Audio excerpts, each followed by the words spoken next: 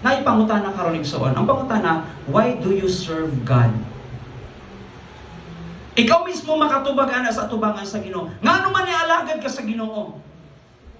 Why do you serve God? Amen. Napangutana na ba nimo sa imong kaugalingon igsoon? Ngano man Lord ngano ni-serve ko nimo? Pag itubag na sa Ginoo igsoon, ang kana nga mga tubag nimo alang sa iya, walay rason nga mo give up ka. Walay rason nga mo biya ka.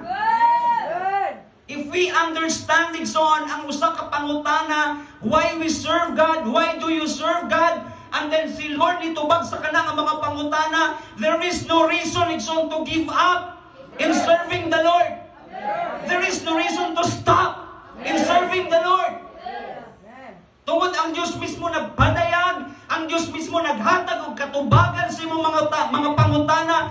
Lord, ngano man nialagad ko nimo sa kabisi na akong tao, na ako'y posisyon, o na ako'y tawag ani obligasyon diri sa kalibutan. But Lord, ngano man ang alagad ko nimo.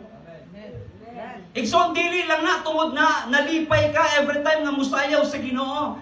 Dili lang na igsoon tungod na kay talento nga mukanta sa Ginoo. Dili lang na igsoon tungod kabalo ka sa mga music. Dili na mo ipasabot kabalo ka sa mga instrumento. That's why you serve God.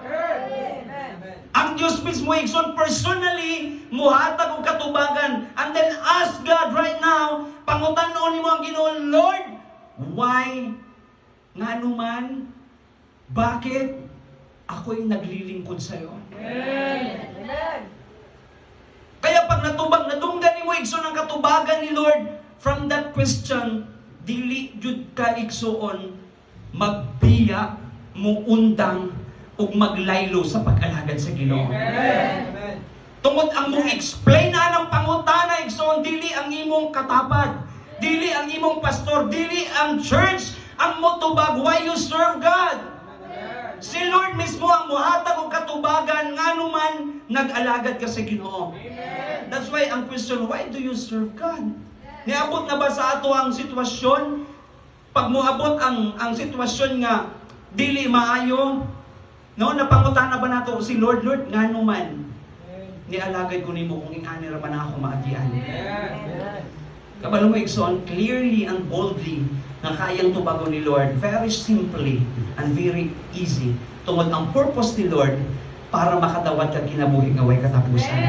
When the world is dark and the night is long and your strength is gone, you feel you don't belong. There's a voice inside calling out your name, whispering softly, I'll carry you through the pain. Hold on to the light, don't let it fade.